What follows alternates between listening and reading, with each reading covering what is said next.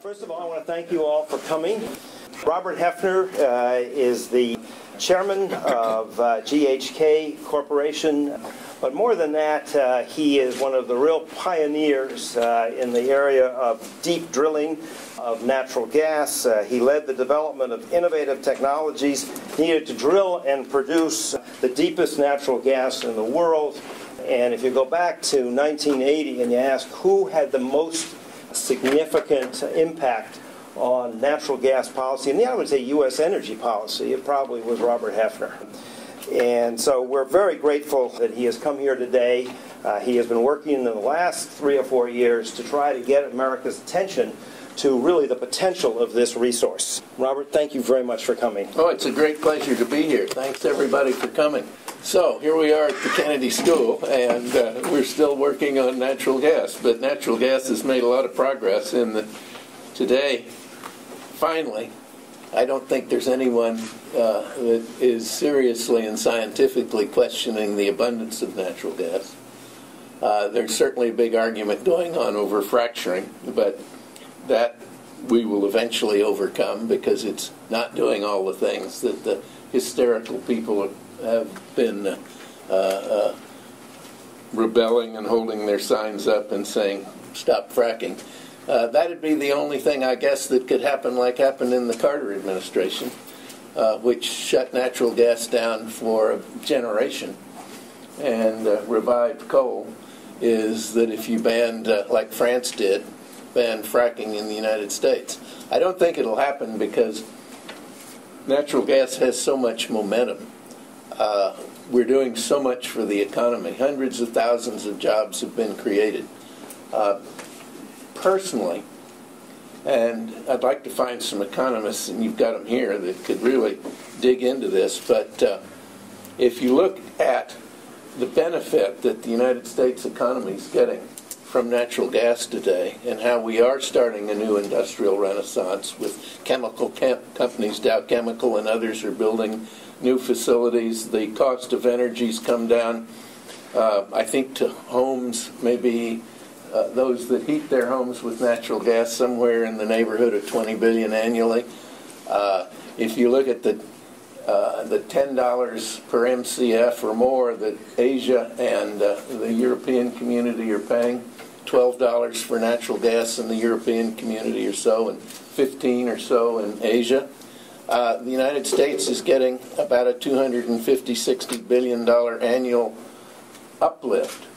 And that's doing so much. It's why I think our economy is going along and doing a bit better than people really understand. I'm not sure that's been studied enough, but I really think that's what's holding up and keeping our economy going. Anyway, natural gas is here. It's abundant. We're drowning in it, and the U.S. now needs to use it, and it is a better, cleaner, and more flexible fuel. So let's talk about it.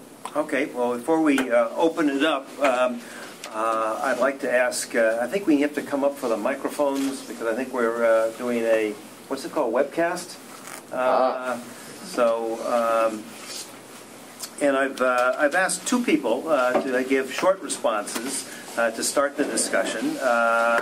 Leonardo Maugeri has spent 17 years in the oil business for E&I and headed up their strategic planning. And when we were putting this together, Robert, I was told that you wanted to hear from students. And sure. So we picked just our average student, Rasmus Myklebust, to give you a perspective of a new generation on this on the gas issue. That would be terrific. Leonardo? So, first of all, I have to say that I share completely your view about natural gas. That's a good start. Thank you. Yes. I've also written some books, and I also in my last books I said that natural gas is the bridge to the future. Is the probably over the 21st century will face coal and oil as a first source of energy. There are 2 or 3 points that I would like to ask you about it, because now in the 70s, like today's, in addition to the attack to natural gas by oil companies, there was a general perception that oil was running out.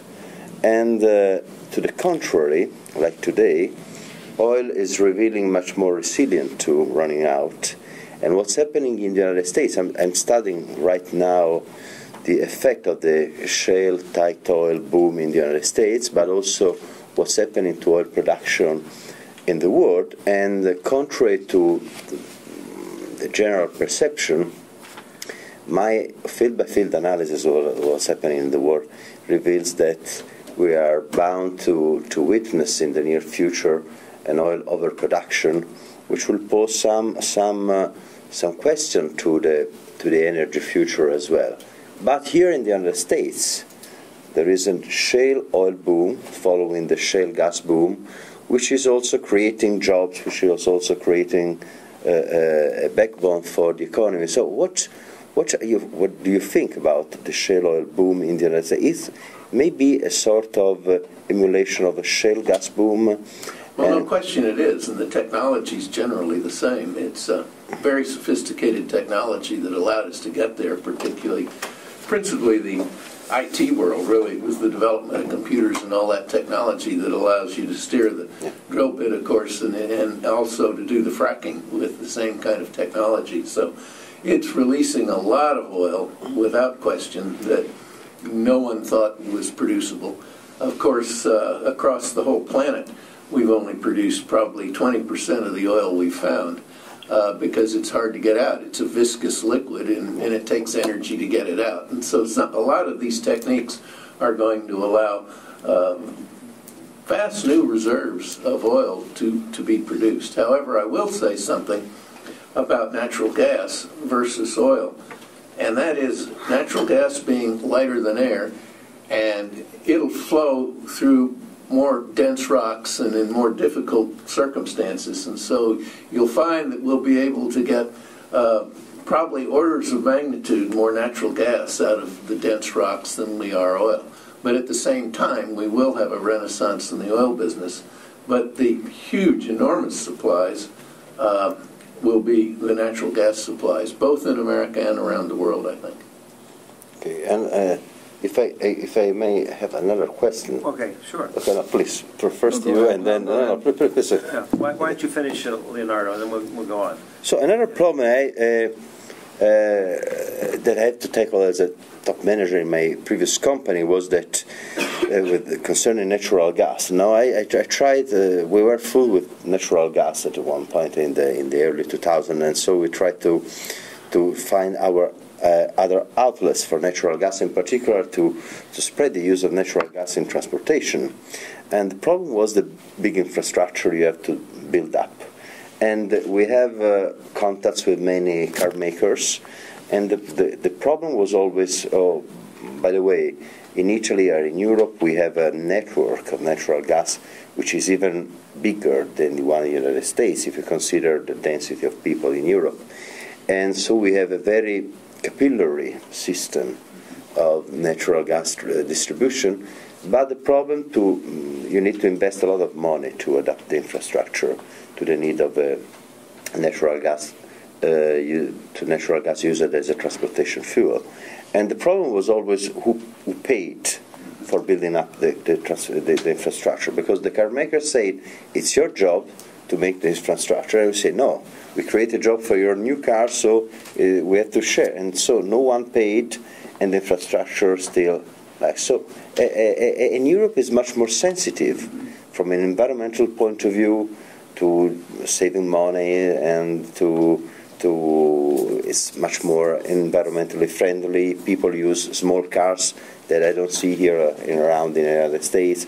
So how can you think that this problem can be solved in the United States if many, like you, I think, support the evolution of natural gas as a transportation fuel? Well, that's a superb question, and actually, for the first time in my life, I saw something today on television on CNBC.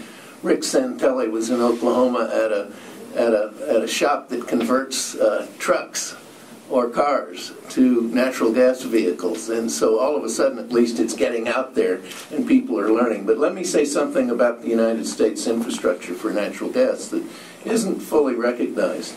We have 2.5 million miles of natural gas pipelines in America, and they connect 65 million American homes.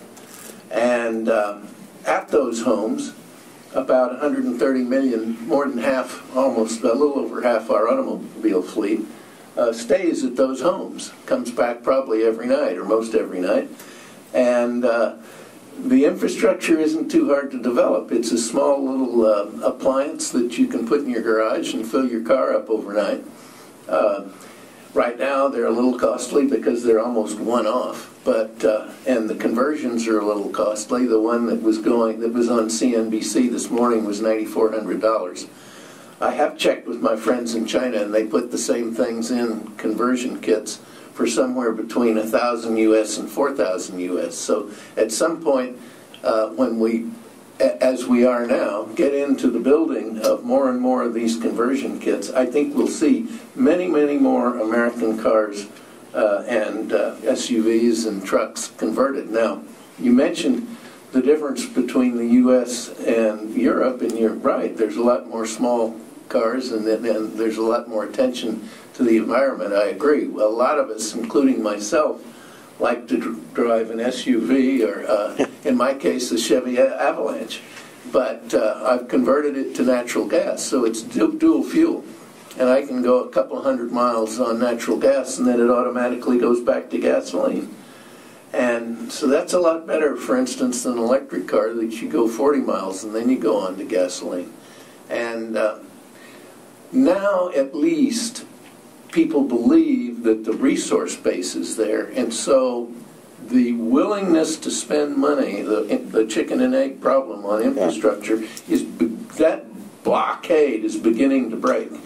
And certain companies, Chesapeake's taken the lead in that. They're doing a lot of things that are investing in demand acceleration side of the business. And I think, for instance, you will see, I don't see why you won't see utilities, natural gas utilities that distribute natural gas in the United States being willing to finance these conversions because they can put it on the rate base. And you could put a little home fueling device in your home and convert your car, and they could actually, I think, I've got an expert over here, work it into the rate base in some instances. So I think you're going to see that even without government subsidies, and I'm not one that believes much in government subsidies, even without government subsidies, I think you'll see the chicken and egg infrastructure problem beginning to break down, and more and more conversion going on every single day. We see it around us in our part of the country, and particularly in the Midwest, in the middle of the country, because you can refuel. We could drive, I think we can drive all the way to LA and get refueled from Oklahoma. So more filling stations, Boone Pickens, and it's clean fuels along with Chesapeake. I think they'll have 1,000 LNG stations in for the trucks too by the end of this year. So that's all beginning to happen, but you know, it's always a problem. And I've now seen articles where Ford, Chrysler, and GM are all saying sometime this year, toward the fourth quarter, they'll either be coming out with conversion kits or building a natural gas truck. So it's beginning to happen. But how long do you think this situation of very low prices of natural gas will remain in the United States? Forever? No. Well, yes. Yes and no. I'll say no, it won't remain at the current rate because it's less than replacement cost. Yeah. But let's say it goes to $5 or $6, which is a nice profit and a nice rate of return. $6 is still only $36 oil, and I don't know even with your scenario, oil will come down to $36 a barrel.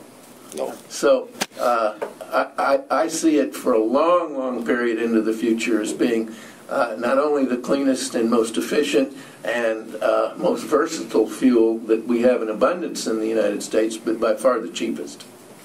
Thank you. Rasmus? So thank you so much, and good afternoon, everyone. So let me try to be bold. I guess that is my role as a student. Good. And offer a somewhat different perspective than what we saw in the documentary. Let's say that if Robert provides the best case scenario for what could happen to natural gas going forward, let me highlight a few of the issues that needs to be addressed for this best case scenario to see the day. And if you envision a natural gas as a bridge fuel in the great energy transition, that requires large-scale development of unconventional gas, and in particular shale gas. So I've structured my remarks around three key questions. First, what were the key enabling factors for the shale boom in the U.S.? And second, what are the potential obstacles to the realization of the full potential of shale gas in the U.S.? And third, just briefly, can this be replicated in other key energy markets such as Europe and China? And I would argue that there were three key enablers behind the shale boom in the U.S. The first was a very extensive geological knowledge. So the early developers had a lot of information about the resource base in the U.S., which was a key advantage. The second point was the industry know-how. And I think what everyone knows about is the innovative capacity of the natural gas industry in the U.S. And we're thinking about, we saw horizontal drilling, we saw fracturing technologies being developed. But what is perhaps less known, but I would say equally important, was a kind of what I would call a factory mindset. When you develop shale gas resources, it's a lot about, and I think we saw that in the documentary, operational costs, drive down operational costs. You can see all the trucks present at the drilling pad. And it's all about running this operation very smoothly, which is quite different from traditional oil and gas activities. And the third enabling factor was a favorable external context, both the licensing regime in the U.S., there were tax incentives for unconventional gas between 1980 and 2002 in the U.S., and there was an effective market, which is something that you don't find in other countries. So all in all, it was a considerable success story, but as all success stories, they have a flip side. So let's look at what are the potential obstacles to the full realization of the potential of natural gas in the U.S. And I would highlight three key, what I would call, risks. The first is that shale represents a quantitative step change in environmental impact. It's not so much that when you do conventional, or when you do shale gas, it's very different from doing conventional gas from an environmental perspective. It's just that we're drilling a lot more wells in the U.S. right now. And the second, and that brings me to the second point, which is that shale gas brings the environmental impact of drilling to new geographies, and that has caused quite a few conflicts, as we have seen in, for example, upstate New York. And the third element, or the third argument, is around whether there is a regulatory lag. So basically, are the state regulators able to keep up with the booming industry? And I've just looked at some numbers. If you take a state like Wyoming, for example, they have had every year for the last 10 years an 18% increase in the number of operating natural gas wells. So they've gone from 5,000 to 25,000 wells in a decade. And that is, of course, a tremendous challenge. So there are also some aspects that need to be addressed to make sure that the full potential of shale in the U.S. Will see the day. And when you take these potential, the possibility of shale gas and also the obstacles, and you try to replicate this story in other industries, I would argue that you could easily transfer the obstacles, but not necessarily the enabling factors. It takes time to get to an in-depth knowledge of the resource base in the other countries. I'm not sure if the local oil and gas industry are best suited to develop this smaller scale projects where it's all about operational efficiency instead of larger scale traditional oil and gas projects. And finally, if you look at the external context, there are quite a few challenges. I'll just highlight two. One for China, which is like price controls, and in Europe, a rather hostile public opinion. And that leads me to my conclusion. I think that we can all agree that there are plenty of natural gas molecules out there, but I would say that if there's one thing you should take away from this presentation, it would be that for Robert's vision of natural gas as a bridge fuel in the great energy transition to take place, this is not something that we can take for granted, and it actually requires quite a lot of advocacy work and not the least, a coherent and a long-term energy policy, which is why I think it's a good place to have this debate here at the Kennedy School. Thank you. Rasmus, yes, I agree. It's going to be a lot more difficult for particularly Europe, I think, to develop. Poland's going along quite well, but with the backlash I've seen in Europe so far, I think probably more from a lack of understanding and maybe a different environmental sensitivity. But the biggest thing that is going to make it more difficult for the rest of the world to have the same kind of shale gas potential that we have is not because the gas isn't there. In many places, yes, indeed, it is there. But the biggest difference is in the United States, we own the mineral rights.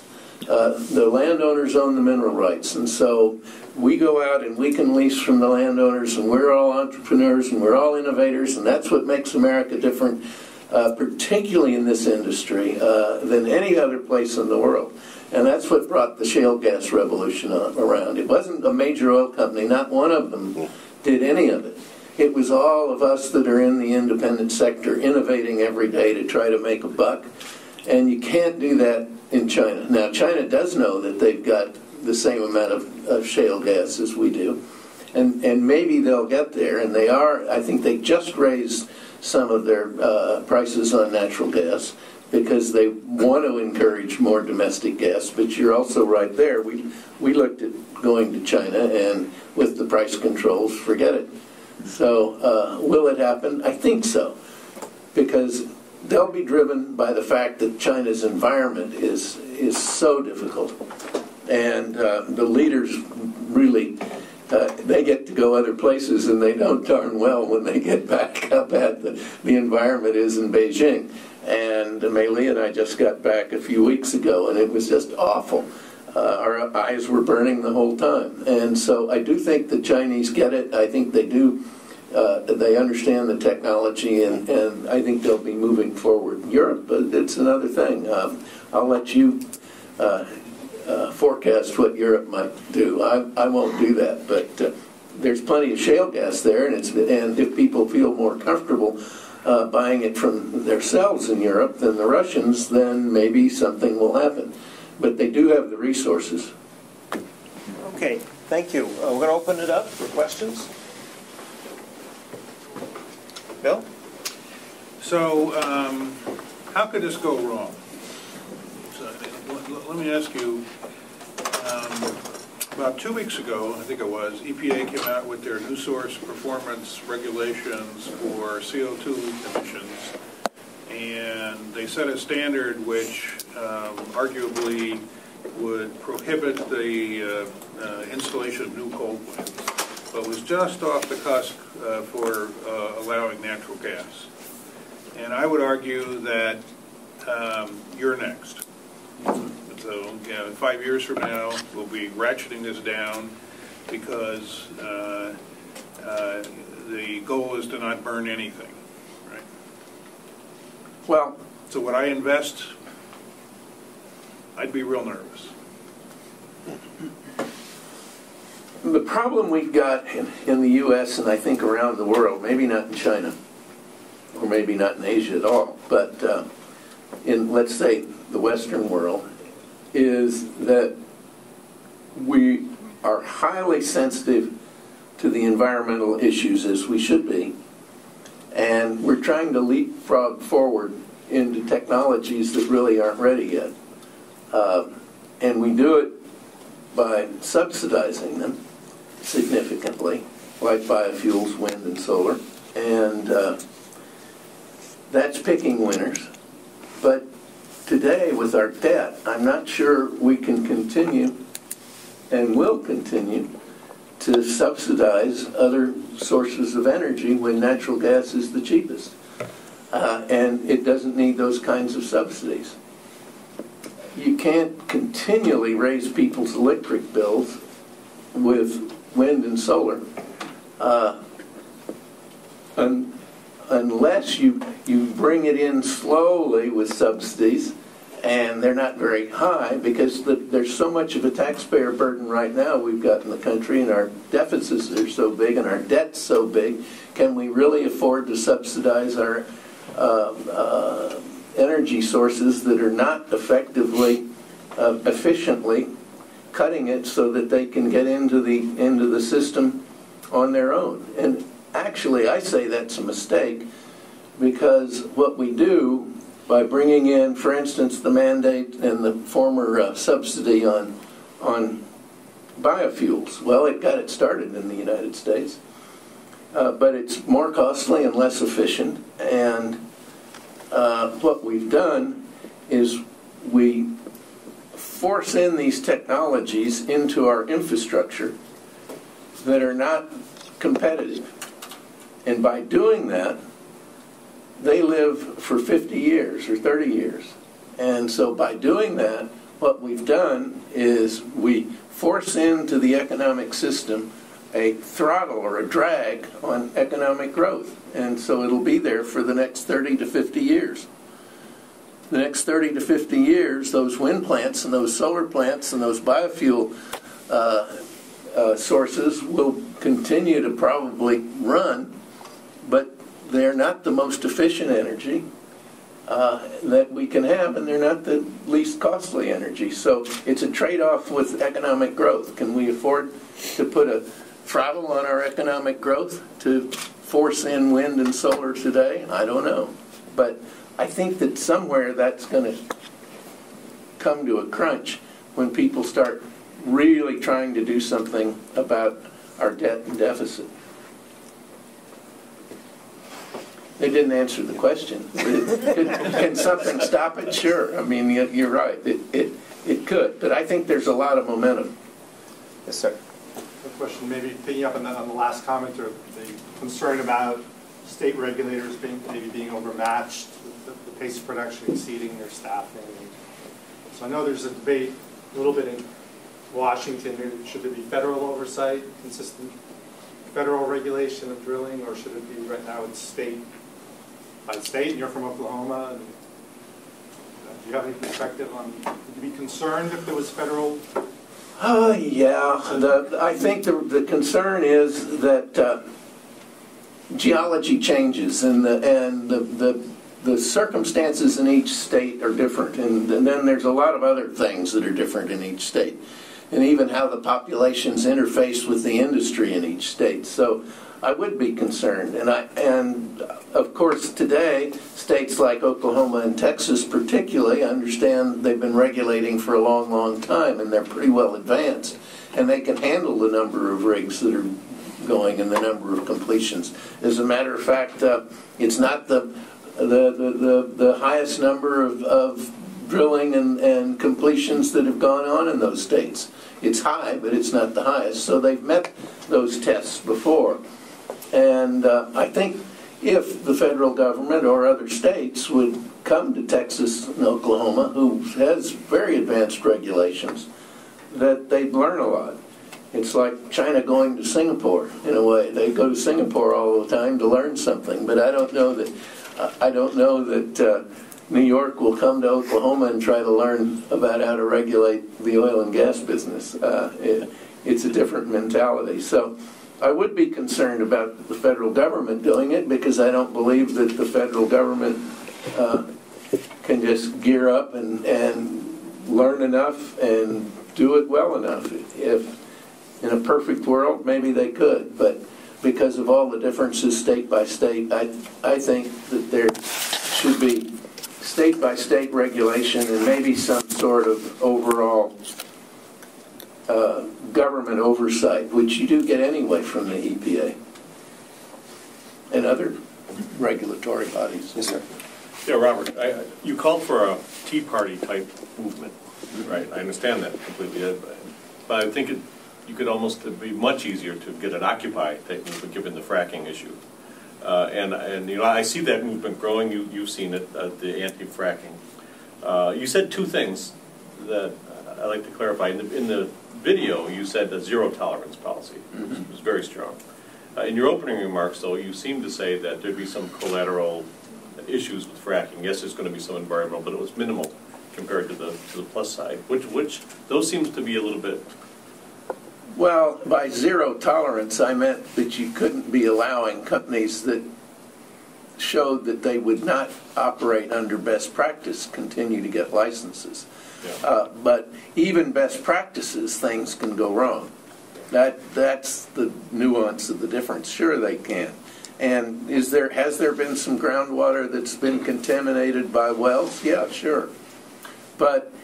And they might have even been best practiced wells when they were drilled. But then there's been circumstances, particularly many years ago, and because these wells last 30 to 50 years, where in their later life the operator has sold them and they've been sold to other smaller companies, and there's people in kind of, we call it the junk business, that buy old wells and just let them struggle along and don't do anything with them. And sometimes those can corrode and they could leak.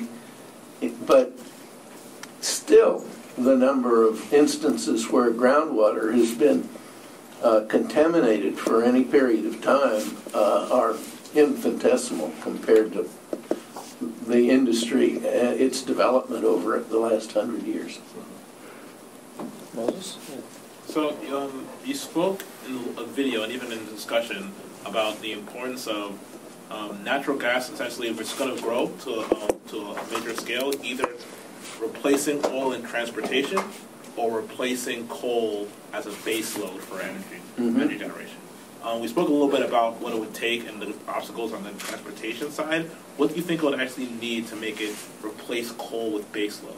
Is it going to have to be government intervention, or what will Pro bring us to that point? Well, it'd be nice to have some leadership on the issue. And we got it in the Carter administration, but it went the other direction. But there, as I said, there's more natural gas capacity already built. But because of some of the nuances that Bill understands and I don't, in the state regulatory systems, natural gas is often run at a small amount of its capacity, where coal runs the base load, and natural gas will be used to peak or for other reasons. There was a modern natural gas plant built in Oklahoma that was a substantial size. I've forgotten how many megawatts, but maybe 300 or 500 megawatts. And it was just never run almost. I think it was running 5 or 10% of its capacity just because it couldn't get into the grid. And that had to do with the electric utilities not letting independent electric producers get into the grid. So a lot of issues like that are a problem. Now, the federal government could help straighten all that out across states so that anyone that was qualified could get into the grid. And if that happened, we'd replace a lot of coal plants, I think, very quickly. But it's also happening right now, just because natural gas today is cheaper than coal. Yes. It's a more general question, I would say. I mean, United States, they have been subsidizing coal and gasoline, basically, the last 30 years. And now it's a big issue if they're going to subsidize solar and wind. Why do you believe this different views will exist? Well, I think that the subsidies, in a perfect world, we wouldn't be subsidizing anything, I think. I agree. The government could spend on R&D, and I think that's a very good thing to do, spend a lot on R&D, and that's been helpful because that can't get done often. But the subsidies are really just Congress and the administration picking winners and losers. So And who's got the most effective lobbyists? Well, the most effective lobbyists during my lifetime in energy has been coal. And because of the electric, basically because of the electric utilities, they've been a very effective lobbyist. And then the oil industry's been pretty good. But the oil industry during my lifetime has been the major oil companies and major oil producers who have certain agendas in Washington that are not natural gas. They've never been, up until maybe now. And then the natural gas industry has never had any lobby, so we've never gotten anywhere, haven't even gotten started. There was a bunch of independent guys like myself, I suppose, who now and then would get together and try to lobby in Washington, but we'd fight amongst ourselves, and there's no real natural gas industry, which is a big difference. In oil, you've got the oil producers, and you transport, and they're all integrated all the way to the pump many times. But natural gas, no. You've got the producers, and then you have a separate company that's a gathering system, then you have interstate transportation systems, and then you have the utility distributors. And they all have had different agendas, and so natural gas has kind of fought its own way, and it keeps fighting its own way back to the top. And it keeps becoming the fastest growing fuel until government shuts it down. And I don't think that the government will shut it down this time, but it was effective in the Carter administration.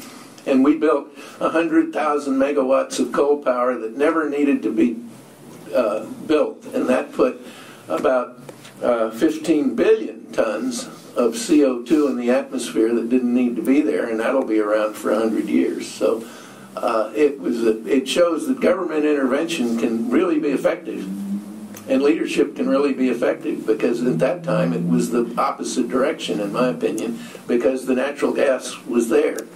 It's just that no one believed it was there.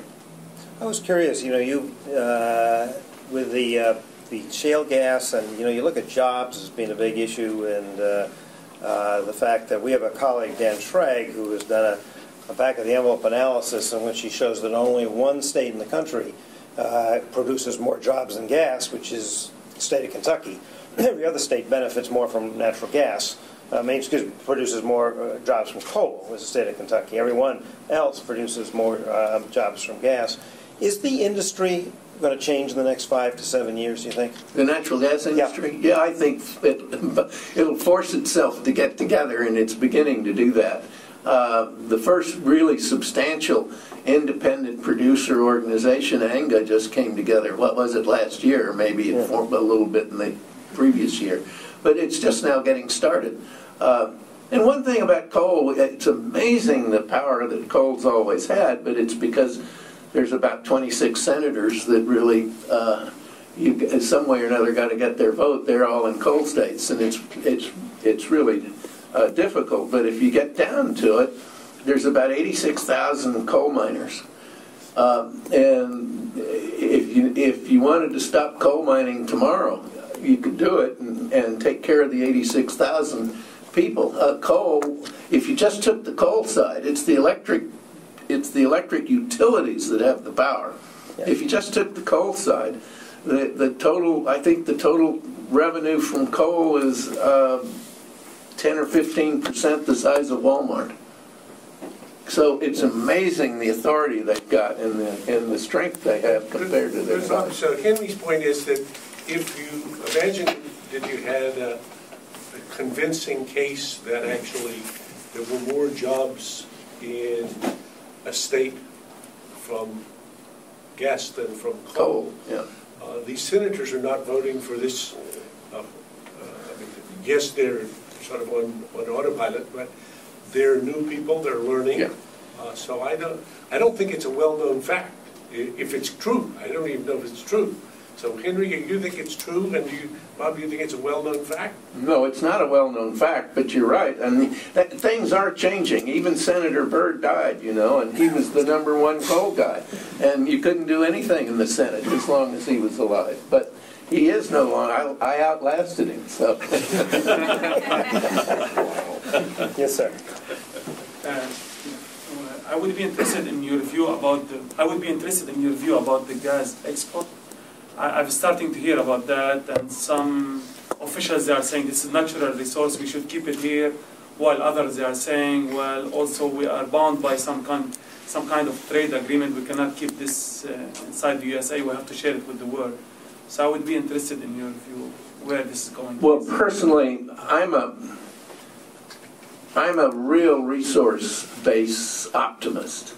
And my numbers for natural gas resource base is 3,000 trillion. I'm ahead of all the rest of them, even today. But I had 2,000 trillion was my number back in 1978.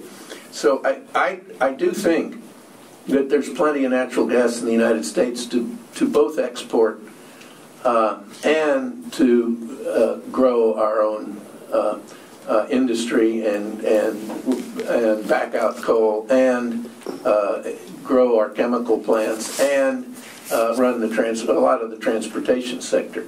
But and I don't know. I know that Dow Chemical, I think, has said a few things about, well, let's don't go giving all these export licenses for natural gas quite yet, because they'd rather have the price at $2 than at $6, and I don't blame them. But $6 is still a really good price, or $5. And so, personally, I'd like to see us be able to export a certain amount of natural gas. I think it'd be good for the country as a whole. It will happen? You think it will happen? Well, some will happen. I don't know how extensive it'll get. Some will happen. The one plant at Sabine Island is already getting turned around, and so I do think there maybe even been some contracts that have been let on that plant. So some natural gas will be exported, but I don't know how far that'll go. Yes, sir. So my question was about this tension between what kind of companies will actually end up being big producers of natural gas, or lead natural gas into the place that you have the vision for it.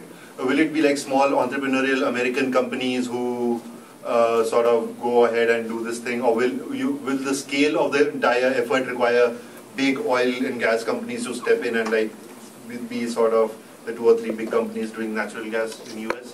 Well, that's a great question, because the industry has indeed changed, and the scale question is one of the things that's changing the industry from inside. And it does require just larger dollars. They're multi-billion-dollar deals, and so the public independent U.S. companies have grown and grown and grown quite a bit. The Chesapeakes, the Devons, the Newfields, and the EOGs, and then some of the, of course, I think as you probably know, the state-owned companies from around the world have come in and begun buying into their shale deals, probably to, as much as anything, learn about the development of shale gas for their own countries. So it is, the industry is consolidating into fewer and larger companies, and I think that trend will continue. Yes, last question. It's more general question, but coming from France, where people have been much more reluctant to the shale gas and everything, my concern will be the following. Aren't you afraid that if you offer to the people a new source of energy, which is really cheap and everything, we will forget about which is really at stake, which is maybe to reduce our consumption and, as you said, not drive like big cars or drive less and everything. I'm not sure I understood completely your question. Energy conservation. Oh, conservation. They'll forget about conservation. Is that what you're saying? Yeah. Ah. Well, there's a lot to be done in conservation, and that's a good reason why natural gas should not be at $2. It should be at $5 or $6. But energy really, compared to everything else in the world, most of the time during the development of civilization to the point it is, has been very, very, very inexpensive. And so we really didn't think much about conservation. And there's enormous things that we can do now to improve the infrastructure in every country around the world to enhance conservation and enhance efficiency and lower the amount of necessary energy to run the economy of whether it's France or the UK or the United States or China. There's many things that can be done and should be done. That's a really important business that Amory Levins at the Rocky Mountain Institute does really fantastic work on. And but it's not the only answer.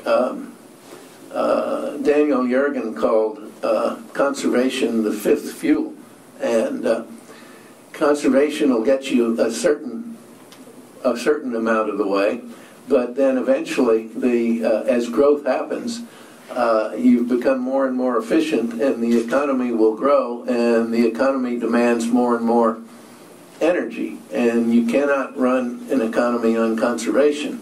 So I don't see it as the fifth fuel, but I see it as a very important thing that we can do. The one thing I would say further about that I'd like to leave everybody with this thought. In my opinion, in just thinking about what is energy, you get into a little bit more philosophical end of it. I mean, Einstein said energy is mass if you multiply it times the constant. And energy is mass, energy is everything. Well, if you think further about it, in the economy, in the economic system,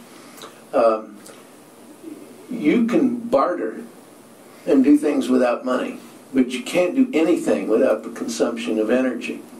So the production and consumption of all goods and services require the expenditure of energy. So energy, in my opinion, is the most fundamental thing in the economy.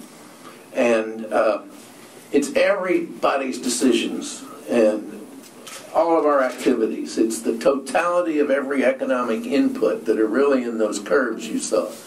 I didn't draw them. Civilization did as it advanced.